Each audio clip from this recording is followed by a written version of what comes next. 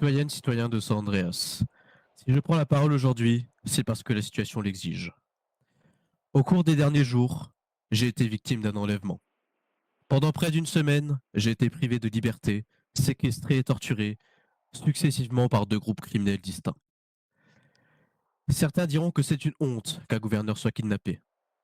Et moi, je préfère le dire autrement. Un gouverneur activement sur le terrain, impliqué dans la sécurité et la protection de ses citoyens, s'expose naturellement à des dangers. C'est le prix du devoir et c'est le prix que je suis prêt à payer pour vous, mes chers concitoyens. Je ne vous le dis pas pour susciter l'émotion, je vous le dis parce que c'est la réalité. Et cette réalité est grave. Quand un gouverneur peut être enlevé et retenu captif par des organisations criminelles, ce n'est pas seulement un homme qui est attaqué.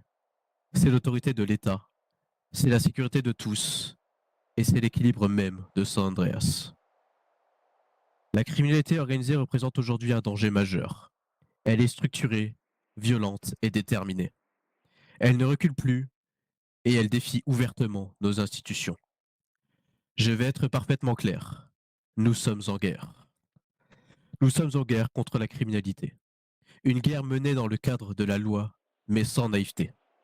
Une guerre contre ceux qui enlèvent, séquestrent, vendent et terrorisent. Une guerre contre ceux qui pensent pouvoir imposer la peur à notre État. Aujourd'hui, je suis de retour. Et mon retour marque un tournant. À compter de maintenant, la lutte contre le crime deviendra une priorité absolue.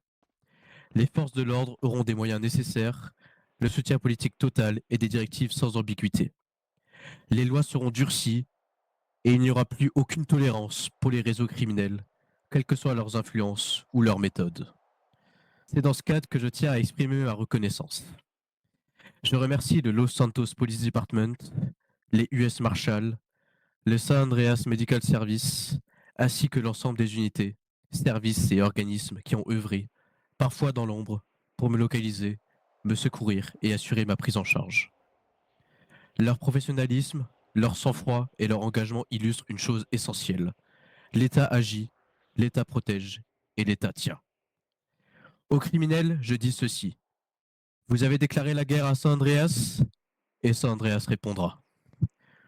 Aux citoyens, je dis, l'État est debout, l'État ne cède pas et l'État fera son devoir. San Andreas restera un territoire de droit, de sécurité et de justice.